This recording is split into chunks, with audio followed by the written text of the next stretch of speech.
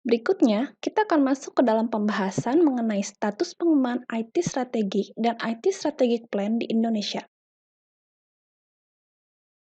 Menurut sebagian besar responden, perusahaan yang ada di Indonesia sudah memiliki IT Strategic Plan.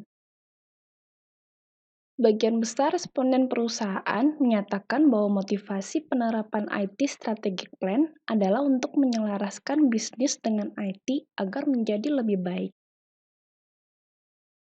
Menurut sebagian besar responden perusahaan, pihak-pihak yang dilibatkan dalam pembangunan IT Strategic Plan perusahaan adalah staf IT, eksekutif, dan unit bisnis.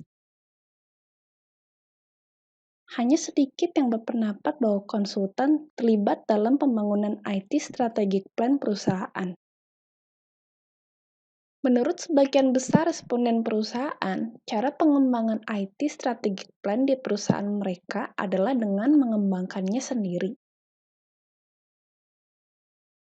Menurut sebagian besar responden perusahaan pada tahun 2011, framework yang mereka jadikan acuan untuk membangun IT Strategic Plan adalah COBIT. Framework lainnya yang mereka gunakan adalah McFarland, SDLC, dan MSF.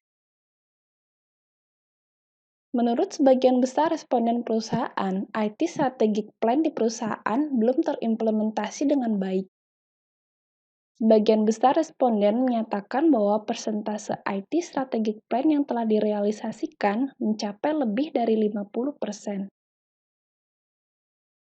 Menurut sebagian besar responden perusahaan, dalam pengembangan IT Strategic Plan selalu dilakukan perhitungan Return of Investment atau ROI dan Cost Benefit. Menurut sebagian besar responden perusahaan, IT Strategic Plan selalu dijadikan acuan dalam implementasi IT perusahaan. Sebagian besar responden yang selalu menjadikan IT Strategic Plan sebagai acuan menyatakan bahwa lebih dari 50% proyek pengadaan IT mengacu pada IT Strategic Plan. Menurut sebagian besar responden perusahaan, meskipun sudah ada di dalam IT Master Plan perusahaan, jika terjadi pengembangan IT, justifikasi feasibility baru masih perlu dilakukan.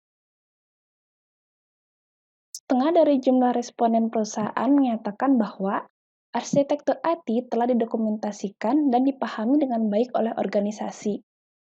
Setengahnya lagi menyatakan bahwa arsitektur IT telah didokumentasikan namun tidak dikomunikasikan. Sebagian besar responden perusahaan menyatakan bahwa fungsi IT Strategic Plan dan IT Governance telah selaras. Menurut sebagian besar responden perusahaan, pertimbangan dalam pembangunan IT Strategic Plan oleh perusahaan yang dinilai sangat penting adalah integrasi data pelanggan dan arsitektur data perusahaan. Menurut sebagian besar responden perusahaan, faktor yang mempengaruhi pembangunan roadmap IT Strategic Plan adalah kemampuan finansial. Menurut sebagian besar responden perusahaan, kendala utama yang mempengaruhi pembangunan roadmap IT Strategic Plan adalah kultur perusahaan. Menurut sebagian besar responden perusahaan, IT Strategic Plan perusahaan mereka diupdate atau ditinjau ulang 1 tahun sekali. Sejumlah kecil menyatakan bahwa mereka belum pernah mengupdate atau meninjau ulang IT Strategic Plan perusahaan mereka.